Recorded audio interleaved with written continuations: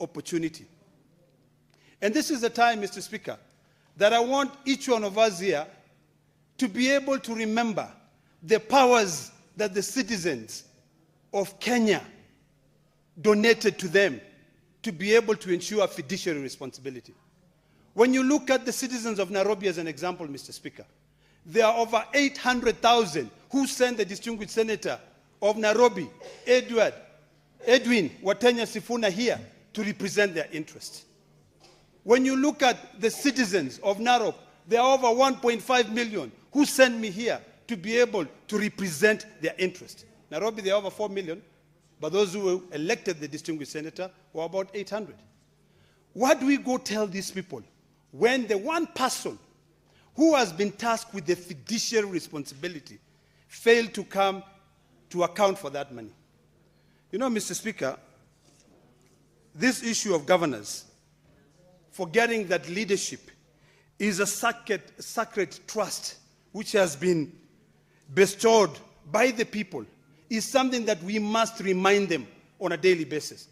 And this is the occasion for each one of us here to be able to take their public audit records, they look at their Auditor General records in the executive, look at the special funds account to see how money is being utilized in the counties. It is very sad, Mr. Speaker, that governors are traversing this great country called Kenya with helicopters. Yet our people cannot be able to get their goods from the market, from their farms to the market. And the governors do not even know that those roads are dilapidated. So, Mr. Speaker, this is an opportunity. And I want to speak to my colleagues that today, it doesn't matter whether we spend the night here, we burn the midnight oil, we must resolve to demand accountability from these, I don't even know whether to call them honorable anymore, 47 governors who has been tasked with a fiduciary responsibility. Mr. Speaker, one of my biggest pet peeves is that most of those governors do not even understand the Public Finance Management Act. And those people who work under them do not understand the consequences, intended and unintended, that will befall when they cannot account, Mr. Speaker. Mr. Speaker, I've listened to my colleagues who are in those committees, narrating, demonstrating clearly the embarrassment that they are faced with when they are trying to analyze the documents that are presented by these county governors. And it begs the question, is it an issue of just rewarding mediocrity and ignoring meritocracy when it comes to the issue of employment, that you decide I'm going to employ my relative to become the CC Finance, yet they don't even qualify to be able to hold that docket? Or is it that we don't really give a hoot in hell about this country? Mr. Speaker, today, for the sake of the future generation, I want to call upon all senators to be able to remember that the responsibility that you have been tasked with is to ensure accountability. Nothing else, Mr. Speaker. You know, there are a lot of stories that we hear. And, Mr. Speaker, I want to go on record and state here that when the governors made that statement, I did speak to the chair of COG. I spoke to him myself. And he said to me, there are so many issues that the governors were raising regarding the manner, the way they were treated. But what I deduced from my entire 30-minute conversation with my friend, the governor of Wajir, was that the issue was about respect. And in fact, I told him, my brother, smell the coffee. The moment you decide to put yourself out there to become a leader, the one thing that is required of you is to grow thick skin. If you cannot grow thick skin, you might as well just resign and go home and take care of the camels. All of us on a daily basis are insulted, Mr. Speaker. In fact, today, if you open your social media page, you will hear all manner of things that are being said. If I was to Listen to that, Mr. Speaker, my blood pressure would be at 300 over 120 or 150. And I'll be sent to the morgue. But I remind myself that I am here. And the fact that I put myself out there to be scrutinized, all those insults will come. So I want us to divorce the notion that this so-called Council of Governors collectively can be able to support one individual. Mr. Speaker, when my brother Sifuna walked in, he narrated to me the way my other brother took off, you know, and I wondered what kind of a warrior my brother is to run off and take off instead of facing the consequences. Mr. Speaker, I would have stood there and faced the consequences, Mr. Speaker. You know, the challenge we have, Mr. Speaker, is the issue that we forget what, Mr. Speaker, the problem with us, Mr. Speaker, is that we forget that. No, honorable senators, Senator Ole Kina on beyond in silence, total silence. This is a matter of national importance. Mr. Speaker, thank you, Mr. Speaker, for your protection. Mr. Speaker, let me not forget the point that I wanted to raise, which is a very important point. Mr. Speaker, all of us, and I hope that the 47 or 67 men and women who are sitting here will never forget that power is transient. Today you are powerful, the most powerful person on earth. Tomorrow you are not. When you are tasked with a fiduciary responsibility, the first thing you need to do is to thank your God for having put you there. Because imagine, Nairobi County as an example. There are so many other Kenyans who would have become a governor of Nairobi. But God put you there.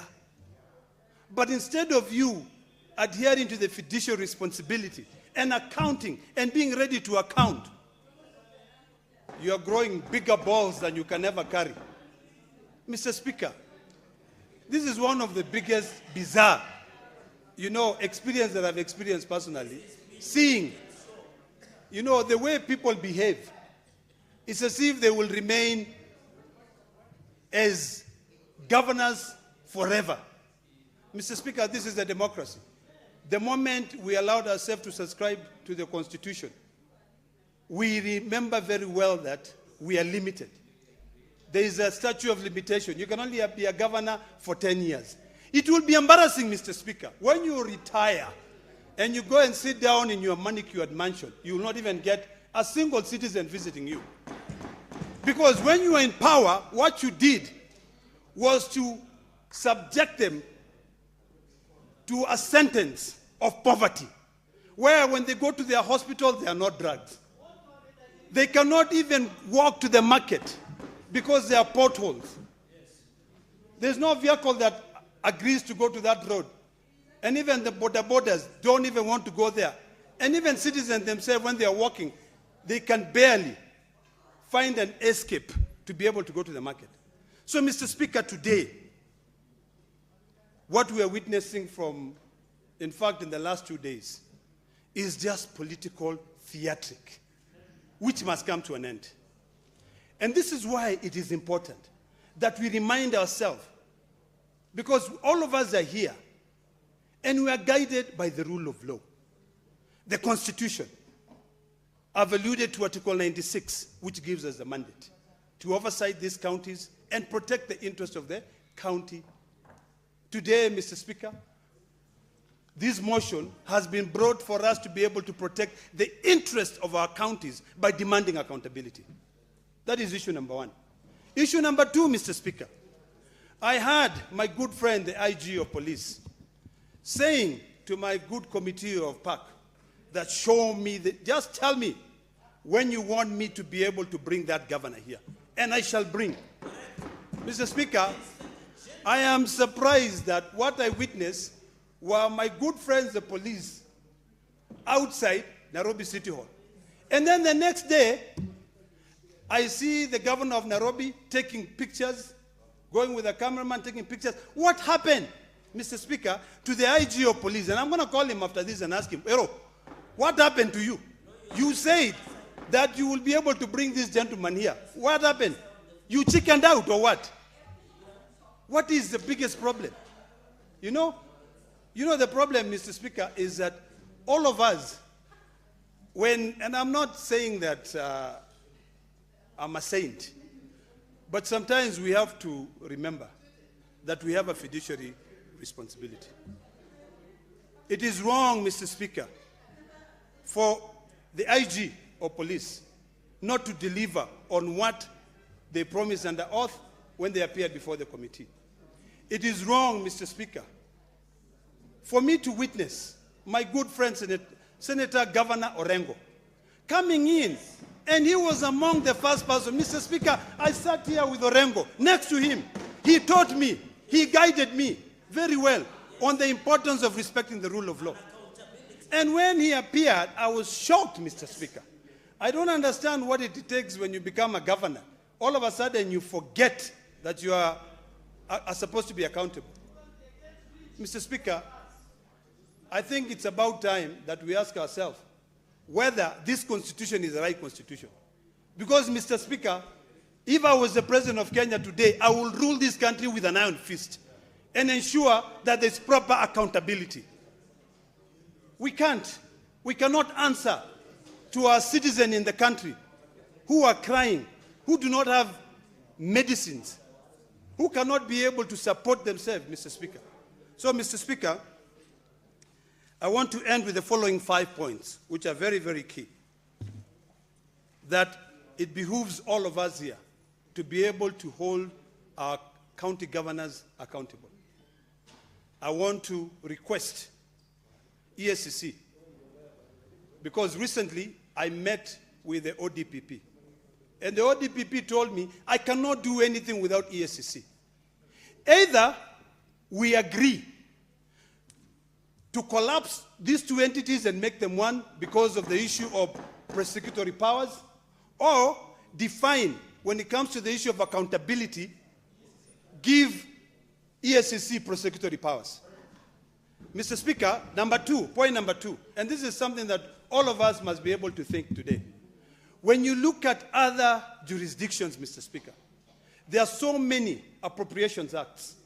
Maybe it's about time that in this country, and particularly, either we amend the Constitution so that when we are moving the budget, the Senate plays a critical role in terms of appropriations, such that we've got appropriations bills that will proceed whether there's accountability or not. This issue of collapsing all appropriation into one form of budget is what is taking us back to the dogs. Because the county knows that even though we fight so hard and say that we will stop money from going, the Constitution bars, it limits the period to 3 months. So we need to rethink the issue of Appropriations Act in this country. Number two, Mr. Speaker, we need to also think generally, because today we are about to discuss the issue of division revenue.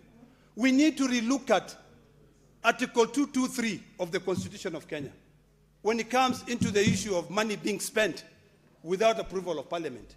It is about time that we take this opportunity, distinguished senators from both sides of the aisle, to be able to redefine this country for future generations.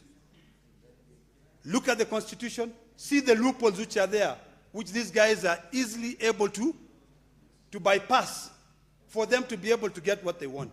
If today, and I want to remind you, this is my third point, if today, Mr. Speaker, we agree to discuss the division of revenue, the moment we discuss the division of revenue and we pass it, done.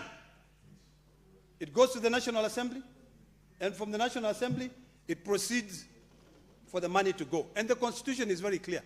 Read Article 219. A share of revenue of a county shall not be, delayed. It has to be released. But that only comes in after we have passed this issue of the division of revenue. So my plea to all of us is that we stop this debate on division of revenue until all county governors have appeared before the Senate to be able to respond to the queries that has been asked. Point number 4, Mr. Speaker, as I conclude, it is imperative that these oversight bodies, the Auditor General, ESCC, and ODPP, work together, Mr. Speaker. It is embarrassing that every time you speak to ESCC, they tell you, oh, there's nothing we can do. Or what we are witnessing, a charade of cases being dropped from the high courts because there was the investigation was not carried out properly. This is what is encouraging this issue of corruption. Mr.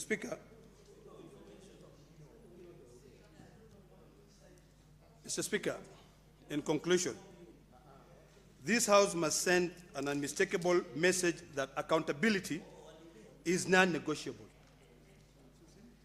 The Senate powers of the past must be exercised, and this is the opportunity that we have. Without this opportunity, I don't know how to spell it out. Maybe I'll speak in Swahili and Kimasai for you to understand. This is the only opportunity that we have to be able to demand accountability. With all those so many remarks, Mr. Speaker, I beg to move and request the Majority Leader to second. Before the Majority Leader seconds, I want to